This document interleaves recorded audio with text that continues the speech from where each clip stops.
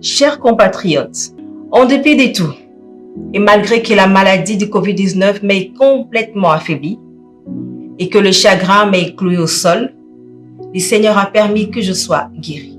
Ce qui me fait croire que nous qui sommes restés avons le devoir et la mission de sensibilisation auprès de la population.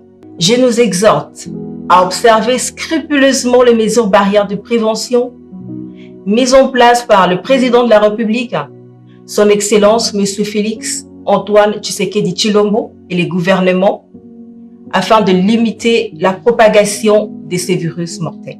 Quelques gestes simples peuvent sauver des vies. En respectant toutes ces mesures de prévention, nous éviterons la propagation et la progression de cette pandémie en République démocratique du Congo. Comme beaucoup, j'étais aussi sceptique. Comme beaucoup, j'ai pensé que cette maladie resterait en Chine. Et pourtant, j'ai été moi-même victime de cette maladie mortelle.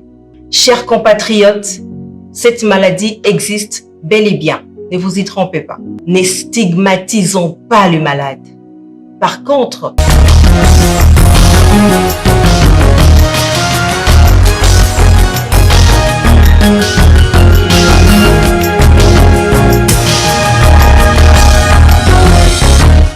20h à Kinshasa, la capitale, 20h à Mwanda, nous sommes là dans le Congo central, 1 heure de plus dans l'est du pays. Mesdames et messieurs, bonsoir et bienvenue aux 20h. Voici donc les titres de ce journal.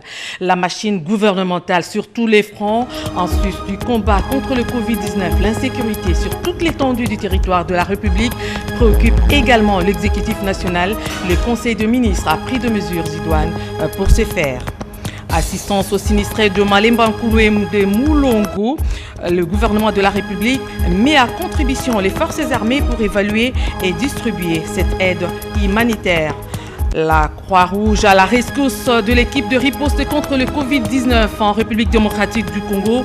Pendant 2 jours, 250 volontaires vont apprendre les techniques pour mieux sensibiliser la population à éradiquer cette maladie. Encore une fois, mesdames et messieurs, bonsoir. La situation du coronavirus en République démocratique du Congo indique, selon les derniers bulletins, 682 cas confirmés. Au total, il y a eu 34 décès, 80 personnes guéries, 502 patients en bonne évolution et 275 cas suspects sont en cours d'investigation. Et les membres du gouvernement se disent satisfaits pour ce bulletin. Les 682 cas confirmés du Covid-19 sont répartis dans cette province, à savoir Kinshasa, Nord et Sud Kivu, Ituri, Kwilu, Okatanga et Congo central.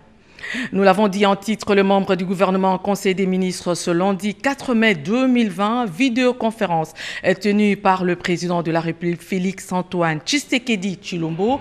Et 4 dossiers sont soumis à l'examen et adoption de membres du Conseil, parmi lesquels celui en rapport avec la commission ad hoc chargée d'examiner les dossiers sur l'examen des dossiers sur l'instabilité de certaines provinces. 8 textes sont également en examen pour une possible adoption. Le projet d'ordonnance fixant le statut spécifique de corps de génie militaire en temps de paix figure parmi ces textes. Le compte rendu sera fait dans les prochaines heures par le ministre en charge de la communication et de médias et porte-parole du gouvernement.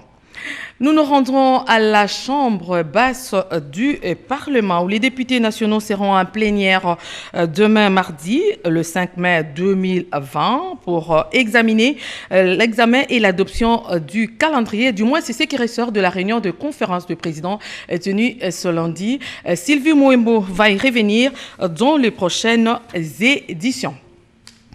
Et aussi, toujours à la Chambre basse du Parlement, l'incident survenu dernièrement au Sénat continue à alimenter les causeries dans les salons. Le rapporteur de la Chambre haute du Parlement s'inscrit en faux contre ces rumeurs. Vous allez suivre le rapporteur donc du Sénat. Le Brent s'est négocié autour de $26 le baril à la pompe et cette baisse vertigineuse du prix entraîne ipso facto la révision du prix à la pompe en République démocratique du Congo. Le gouvernement et les pétroliers en débattent. Les membres du comité de pilotage et les partenaires en vidéoconférence, objectif préparer le rapport national d'examen volontaire pour atteindre les objectifs du développement durable. Peggy Mukunda nous en parle. Sont sous eau des inondations de pluies diluviennes qui se sont abattues dernièrement dans la province de Olomami. Le gouvernement y a dépêché une délégation composée des ministres des Affaires humanitaires, des Affaires sociales et du vice-ministre de la Santé pour apporter assistance, secours et confort moral aux populations sinistrées de cette partie du territoire national. Les hélicoptères de FARDC ont été aussitôt mis à contribution pour assurer le déplacement des officiels de Olomami vers le site sinistré pour constater les dégâts de cette catastrophe naturelle. Cette flotte militaire a été relayée sur place par des pirogues motorisées pour cycler dans des parcelles et avenues devenues entièrement aquatiques. Les pires et Kamalemankoulou, toutes les maisons, ou presque, sont englouties dans les eaux sans espoir d'un lendemain meilleur pour la population. Partout dans la chefferie, nous avons dénombré 9160. Une réunion d'évaluation des dégâts a vite regroupé les officiels de Olomami autour de la délégation gouvernementale pour dégager le voisin moyen d'assurer le transport des vivres et non-vivres en urgence sur le site des populations victimes des inondations. Assistance aux sinistrés de Malembankoulou et de Moulongo, le gouvernement de la République met à contribution les forces armées de la République démocratique du Congo pour la distribution de vivres. Félix Zalometi vous a proposé cet élément. Nous revenons à la charge avec Sylvie Mouembo qui nous fait dire que les députés nationaux seront en plénière demain, mardi 5 mai 2020, pour l'examen et l'adoption du calendrier de mars 2020. En tout cas, c'est ce qui ressort de la réunion de conférence de président tenue ce lundi par la présidente de la Chambre basse du Parlement. L'Assemblée nationale se réunira en séance plénière pour examiner 2 projets de loi. C'est ce qui ressort de la conférence des présidents tenue lundi sous la conduite de Janine Mabunda Lioko, présidente du bureau de la Chambre basse du Parlement. Le rapporteur de l'Assemblée nationale, l'honorable Célestin Moussa Kalombo, fait l'économie des échanges. Il s'agit particulièrement de 2 projets de loi portant accord de crédit conclu entre la société, l'association, je voulais dire, internationale de développement et la République démocratique du Congo. Le deuxième projet a porté précisément sur le projet d'accord conclu entre la République démocratique du Congo, notre pays, et les fonds africains de développement. Cette fois-ci, c'est pour appuyer l'économie rurale en République démocratique du Congo. À cette occasion, il a été porté à la connaissance par le président, membre de la conférence des présidents, le passage du Premier ministre à l'Assemblée nationale pour une question d'actualité, parce que le Premier ministre va essayer de donner sûrement les informations relatives à la prise en charge contre le coronavirus. Il sera à cette occasion, pour l'ensemble de la population de la République démocratique du Congo, de suivre ce qui se passe en ce qui concerne cette prise en charge. Et sûrement, peut-être que nous aurons aussi les informations relatives aux différentes plaintes par l'ensemble de la population. Et il a aussi été question de savoir comment continuer à se réunir, organiser donc des plénières pendant cette période de Covid-19. Le format sera toujours réduit et que la téléconférence sera effective à partir de mercredi. Mais pour la séance de demain, nous allons nous réunir sous ce format réduit. Des simulations seront faites, c'est en fait la recommandation de la conférence des présidents, pour que mercredi, tous les députés puissent participer en visioconférence. Et puis l'incident survenu dernièrement à la Chambre haute du Parlement continue à alimenter le débat. Le rapporteur du Sénat s'inscrit en faux contre cette nouvelle. Pour lui, tout problème entre sénateurs doit être résolu au Sénat. Et Jenny Dada Chabani, explication. Les questions des sénateurs adressées aux membres du bureau du Sénat se règlent au Sénat conformément au règlement intérieur de cette Chambre haute du Parlement et non dans la presse ni dans les réseaux sociaux. L'on entend, l'on lit, l'on voit des groupes et des cartels se mobiliser pour fustiger l'incident survenu au sein de l'hémicycle en stigmatisant les effets de la colère non retenue. En fait, nous devrons désormais prendre davantage conscience des effets dévastateurs d'une utilisation abusive des réseaux sociaux. Les propos tenus dans les réseaux sociaux sont des propos publics dont la bassesse éventuelle mérite aussi d'être relevée et fustigée. Et le lieu indiqué et approprié pour les gérer et les traiter, c'est le Sénat même, dans la configuration circonscrite par son règlement intérieur. Comme dirait le grand-père, le soleil et la lune se disputent et se bousculent à leur siège. Pour les rapporteurs du Sénat, le professeur Kaumba, l'incident de la plénière a quelques leçons à tirer. Faire évoluer la culture, s'interdire de politiser l'anatomie, se référer aux mécanismes prévus par le règlement intérieur du Sénat pour gérer l'incident. Conformément à la réponse du président du Sénat, l'honorable Alexis Tambomamba, les rapporteurs, professeur Kaumba, a explicité cette question en ces termes. Considérant que le courrier portant sur un contrôle normal de gestion se déclinait maintenant à travers les réseaux sociaux comme un lynchage à caractère éthique et personnel, le président du Sénat s'est alors résolu à répondre sur 2 volets au cours de la première séance plénière organisée immédiatement après la réception du courrier. Ce fut donc le jeudi 30 avril 2020. La réponse du président du Sénat s'est articulée autour de 2 axes. Le premier à caractère moral, pour rencontrer les allégations d'ordre moral et personnel. Le second à caractère technique, pour rappeler la régularité et la conformité de la procédure de passation des marchés. Il a tenu à rappeler que tous les dossiers concernant la passation des marchés sur la réhabilitation de l'hémicycle se trouvent présentement à la questure. Et les membres du comité de pilotage et les partenaires étaient en vidéoconférence ce matin. Objectif, préparer le rapport national d'examen volontaire pour atteindre les objectifs du développement durable. C'est un reportage signé Peggy Mukunda. La République démocratique du Congo est appelée à présenter d'ici le 12 juin 2020 au niveau des Nations Unies son rapport national d'examen volontaire des objectifs de développement durable ODD. Un programme qui vise à éliminer la pauvreté sous toutes ses formes et toutes ses dimensions.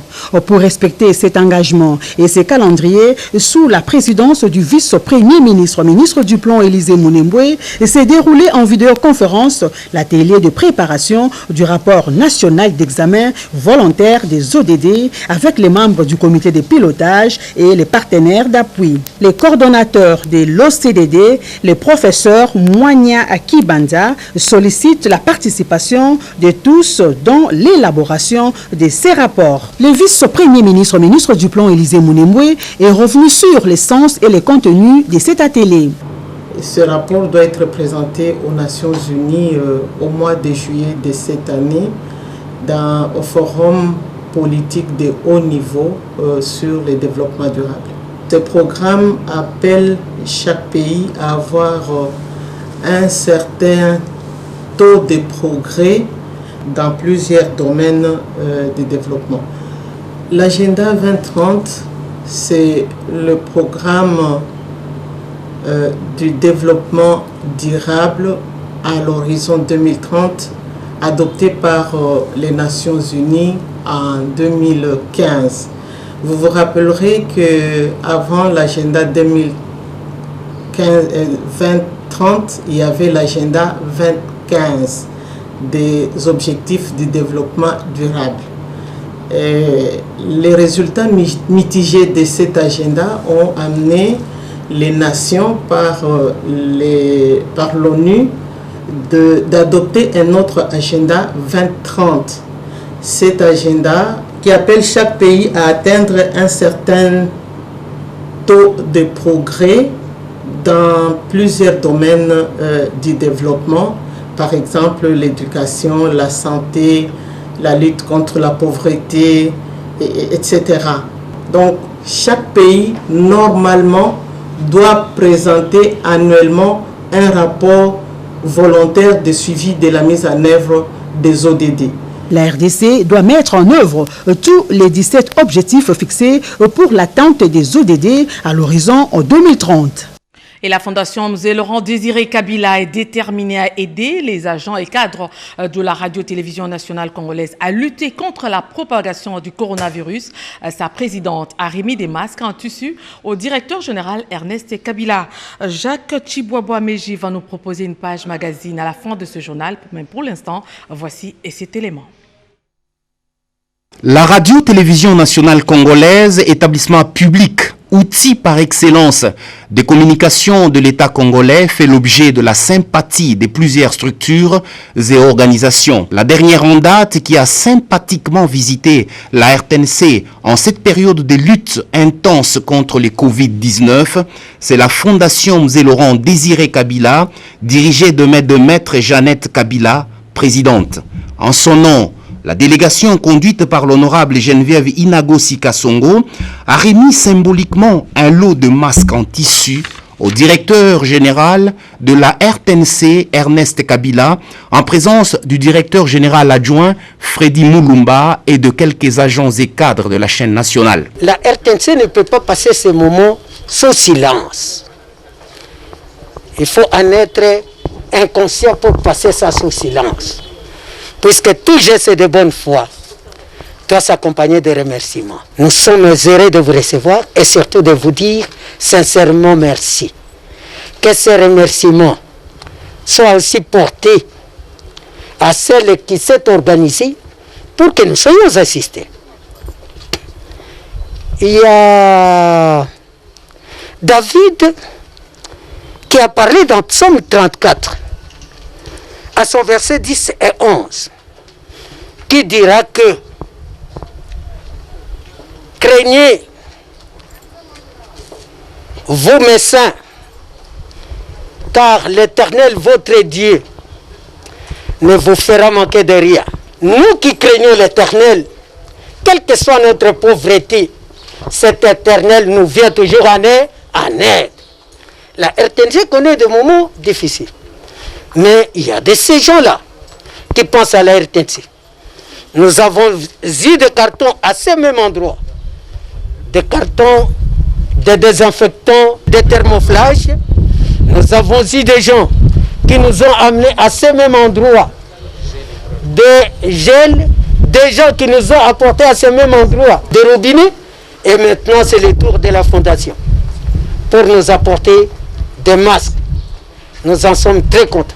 Que Dieu vous accompagne. Nous sommes là pour apporter la contribution de la Fondation Mzee Laurent Désiré Kabila à l'effort national des ripostes contre le coronavirus. Pourquoi le choix de la RTNC?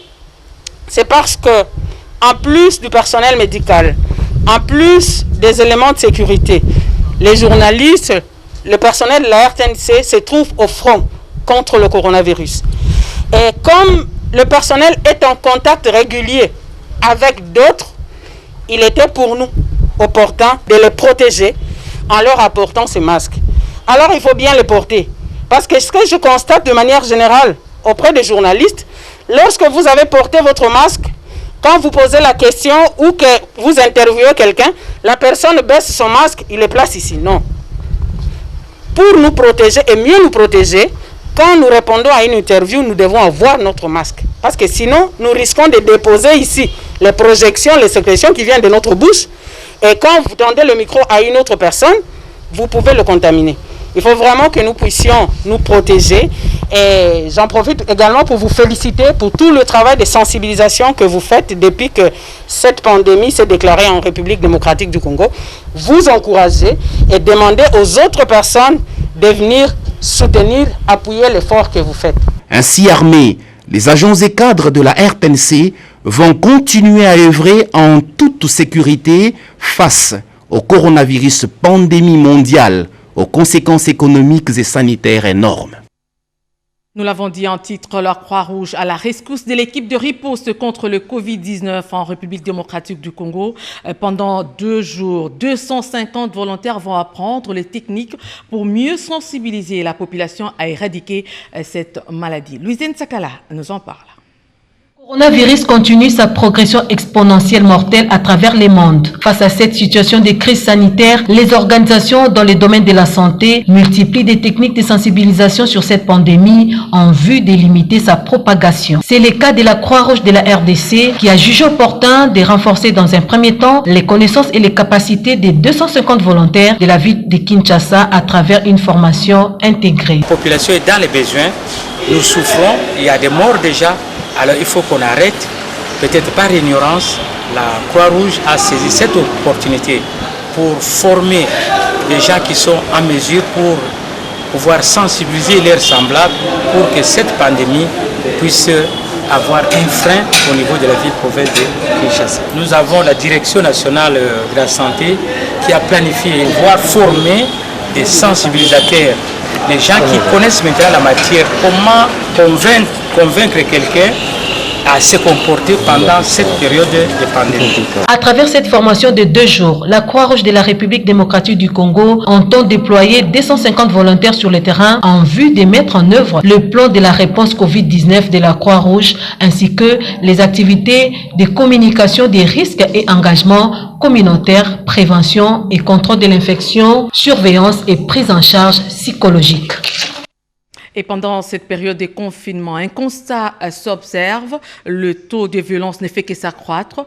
Violence entre époux, mais aussi violence envers les enfants. Un phénomène que dénonce justement la conseillère du chef de l'État en charge de la jeunesse et de la lutte contre les violences. Christine Lenzo, au reportage.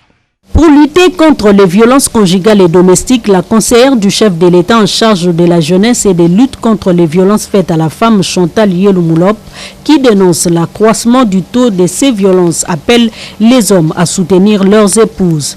Durant cette période de confinement, force est de constater un accroissement de violences conjugales. En effet, nous sommes appelés à passer des journées entières ensemble à la maison, chose que certains d'entre nous ne le faisaient pas souvent. Parfois, dans des conditions telles que nous connaissons dans la plupart de nos maisons. La chaleur, le stress lié à la pression financière, l'incertitude. Tout cela augmente l'angoisse et nous expose à des tensions entre conjoints ou même avec nos enfants. Les femmes et les enfants sont principalement exposés aux violences sexuelles, physiques, psychologiques et économiques. Certaines femmes subissent même les violences conjugales. Afin de favoriser un bon climat familial et bannir toute violence conjugale en ce moment, j'invite les hommes à soutenir leurs épouses à travers leur participation à l'éducation des enfants, aux travaux ménagers, à favoriser des moments de partage et de dialogue avec les enfants et les autres membres de la famille. Donc, une masculinité positive.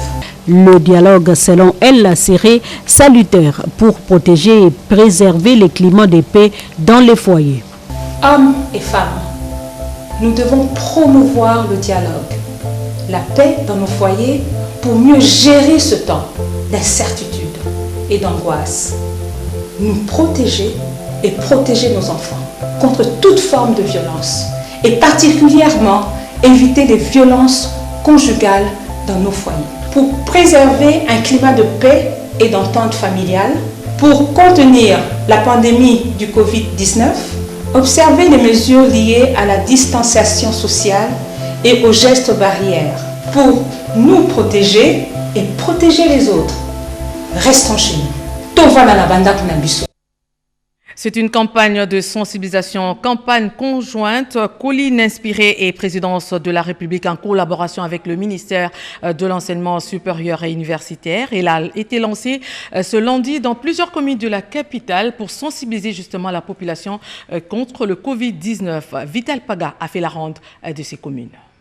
Cette campagne de sensibilisation populaire constitue la 3e phase de stratégie de l'Université de Kinshasa dans le cadre des ripostes contre Covid-19 a tenu à souligner le professeur Ngoma, recteur. Objectif, amener la communauté à respecter les mesures de prévention. La vice-ministre de l'Enseignement supérieur et universitaire, Madame Banga, a eu des mots justes pour saluer la contribution de l'UNIKIN à l'effort national de lutte contre la pandémie coronavirus à travers les émissions, les informations, la fabrication des respirateurs artificiels et maintenant la descente sur le terrain. La vulgarisation des mesures de prévention menées par l'UNIKIN est appuyée par la CSM, Coordination pour les changements de mentalité, que pilote le pasteur Jacques Kangoudia, conseiller spécial du chef de l'État, qui a remis un lot important des masques, des désinfectants lors de cette descente à l'intendance,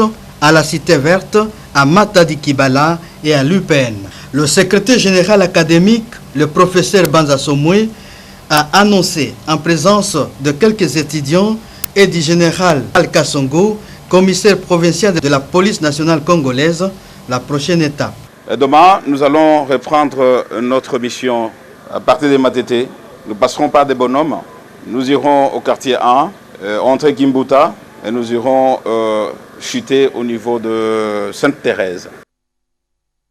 Direction l'hôpital de Kintambo avec cette nouvelle. Les malades ont reçu le vivre et non-vivre don d'une femme leader qui a tenu à assister ces derniers. Thomas Basuloa, Lisette Mujinga Mutombo, reportage.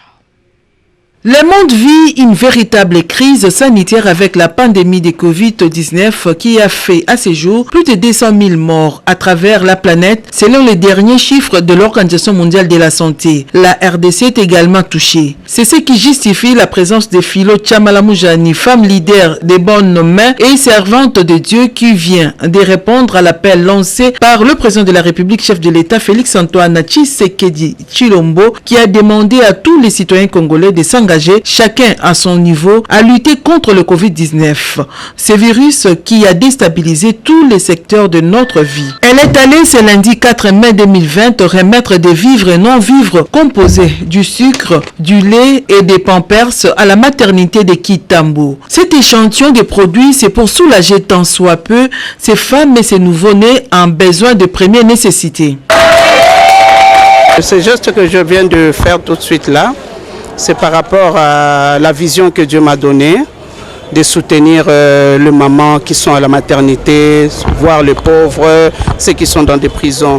Partager le paix que le Seigneur m'a donné pour que les autres aussi puissent se sentir qu'ils sont aimés aussi, ils sont dans la sécurité. Par rapport à l'épidémie qui touche le monde entier, le Covid-19, on est en train de prier que Dieu nous protège tous, qu'il éloigne cette maladie dans notre pays. Les bénéficiaires de ces gestes de générosité ont été sensibilisés à observer les gestes barrières en vue de faire face contre cette pandémie. L'association socio-culturelle Boulouba Ibukata est en lutte constante contre le Covid-19. Tous les comités à différents échelons mettent la main à la pâte pour satisfaire les couches de la population. Près d'une semaine après la désinfection totale du siège social de Boulouba Ibukata par l'honorable Banga Mukose Dieudonné, l'idée fait son chemin. Plusieurs membres de cette association socio-culturelle participent et mettent la main à la pâte pour observer les mesures barrières, mesures de prévention contre le Covid-19. Ce, à l'instar de ces kits de lavage de mains mis à la disposition du siège social de Boulouba Ibukata par le président du comité urbain de cette association socio-culturelle à Lubumbashi. Une façon d'emboîter les pas à son président national, l'honorable Banga Mukose Dieudonné, qui en a donné le ton. Moi, en tant que président urbain Boulouba Ibukata, je dois mettre aussi la main à la pâte pour soutenir l'action du président Bang. C'est pourquoi vous avez vu, j'ai laissé quelques laves-mains. J'ai un grand message, un message de sensibilisation de toute la communauté Boulouba Ibukata. Nous sommes pendant la période de confinement. Nous devons se préserver et préserver aussi les autres. Que Dieu nous aide pour que cette pandémie qui ravage le monde puisse ôter dans notre ville de Lubumbashi, en particulier en général dans notre RDC Congo. Notez qu'après le siège social, les actions similaires sont prévues cette fois à grande échelle à travers la ville de Lubumbashi, toujours sur initiative et sous l'impulsion de l'honorable Banga Mukose Dieudonné, président national de Boulouba Ibukata. L'attaque des éco-gardes et la sécurité des aires protégées a fait l'objet du point de presse tenu par le général Agourou. Le général Agourou est le commandant du corps pour la protection des aires protégées. Reportage signé Grace Maosso. La sécurisation des parcs et réserves naturelles en République démocratique du Congo face à la montée du braconnage armé, de la déforestation et de l'exploitation illicite des matières premières. Tel est le défi que l'Institut congolais pour la conservation de la nature ICCN doit relever. Face à cette réalité, un point de presse a été organisé au cours duquel une nouvelle structure a été présentée. Il s'agit du Corps pour la protection des parcs et réserves naturelles, Corps PPN. L'orateur du jour, le général-major Maurice Agourou Mamba, a fait savoir que cette nouvelle structure répond aux soucis exprimés par les États africains lors de la conférence de Djamena en janvier 2019. Celui de développer les unités spécialisées de l'éco-sécurité et unités chargées de sécuriser les ressources naturelles. Le Corps PPN a pour mission, entre autres, d'élaborer les concepts et doctrines d'emploi des unités Corps PPN, d'élaborer des concepts d'opération amenés pour chaque parc national de l'Est de la RDC en collaboration avec les FARDC et la PNC avec des critères de réussite à respecter, ainsi que d'évaluer la situation sécuritaire dans les parcs avec recommandation et présentation d'un état de besoin urgent et court terme.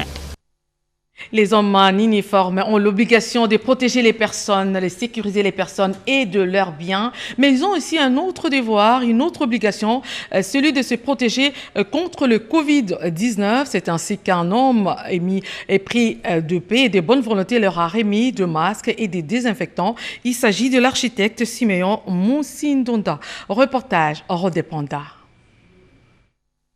Ils sont appelés à veiller à l'application de mesures barrières et les faire exécuter dans la lutte contre la maladie à coronavirus à travers tous les pays, souvent en contact et en échange avec la population qui doit observer les recommandations édictées par les autorités sanitaires et politiques.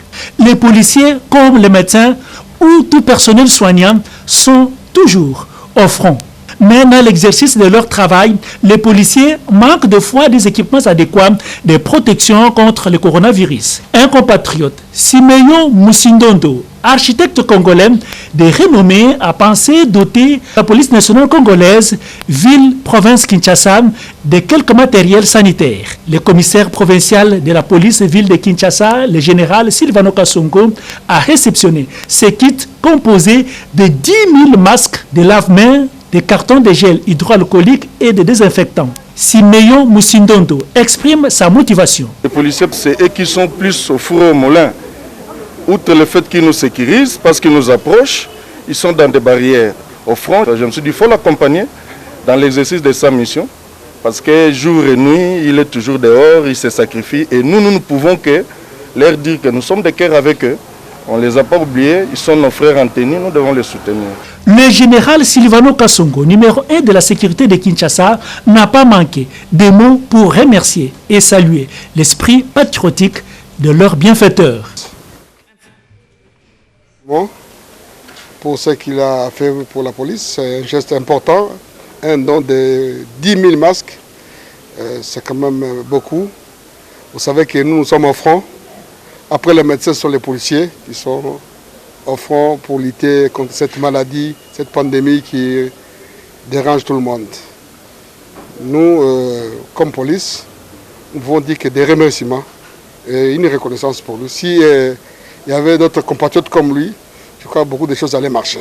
Ces gestes de l'architecte Moussindonda en faveur de la police nationale congolaise ville de Kinshasa est une contribution aux efforts consentis par le gouvernement de la République dans la lutte contre le Covid-19 et une réponse à la solidarité nationale appelée de tout le vœu par le chef de l'État, Félix Antoine Tshisekedi Tshilombo.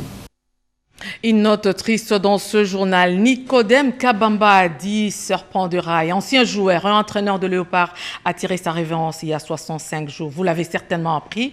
Et le gouvernement de la République vient de débloquer un fonds pour l'organisation des obsèques de cette vieille gloire.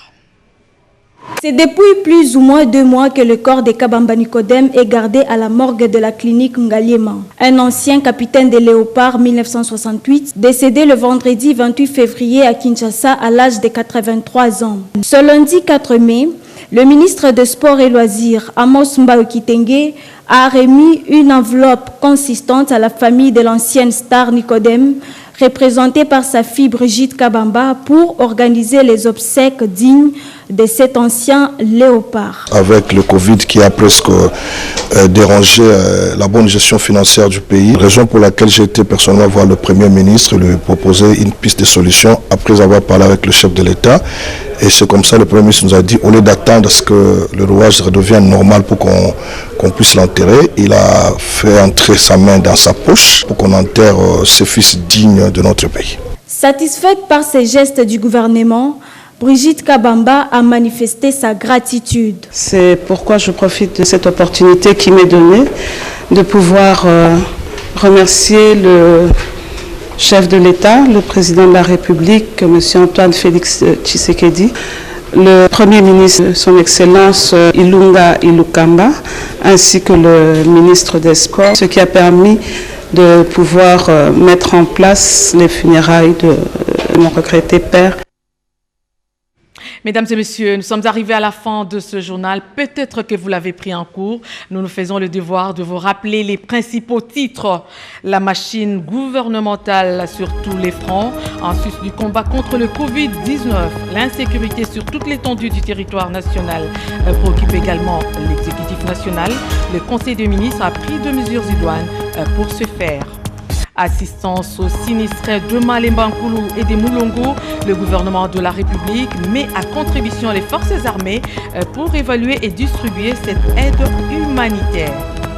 La Croix-Rouge à la rescousse de l'équipe de riposte contre le Covid-19 en République démocratique du Congo. Pendant 2 jours, 250 volontaires vont apprendre les techniques pour mieux sensibiliser la population à éradiquer cette maladie. Mesdames et messieurs, ce journal, coordonné par Jacques Kabouaboua, assisté par Diane Balaka, est arrivé à son terme.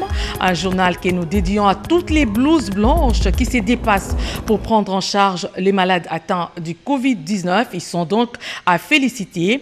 L'équipe de riposte contre le coronavirus insiste sur le respect des gestes barrières. Il faut rester chez soi et ne sortir qu'en cas d'extrême nécessité. Merci et bonsoir.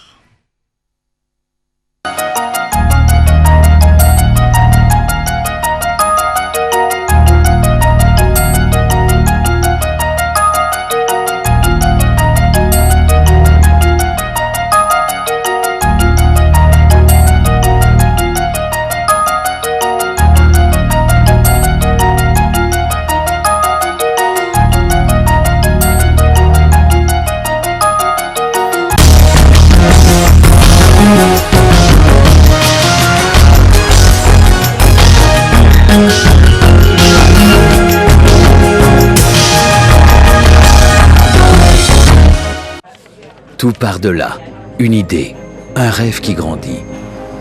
Le souhait d'un partenaire, d'un accompagnement sur mesure, d'un financement adapté. Pour que de l'intention naisse un projet. Chaque jour, BGFI Bank se mobilise et se transforme pour offrir à ses clients une relation durable. Notre principale ambition, c'est d'être votre partenaire pour l'avenir. BGFI Bank. Chers compatriotes, en dépit de tout, et malgré que la maladie du Covid-19 m'ait complètement affaibli et que le chagrin m'ait cloué au sol, le Seigneur a permis que je sois guéri. Ce qui me fait croire que nous qui sommes restés avons le devoir et la mission de sensibilisation auprès de la population. Je nous exhorte à observer scrupuleusement les mesures barrières de prévention mises en place par le président de la République, son Excellence M. Félix Antoine Tshisekedi Tshilombo et les gouvernements, afin de limiter la propagation de ces virus mortels. Quelques gestes simples peuvent sauver des vies. En respectant toutes ces mesures de prévention, nous éviterons la propagation et la progression de cette pandémie en République démocratique du Congo. Comme beaucoup, j'étais aussi sceptique. Comme beaucoup, j'ai pensé que cette maladie resterait en Chine. Et pourtant, j'ai été moi-même victime de cette maladie mortelle. Chers compatriotes, cette maladie existe bel et bien. Ne vous y trompez pas. Ne stigmatisons pas le malade. Par contre, faisons preuve de compassion et apportons de l'aide à ceux qui en ont besoin.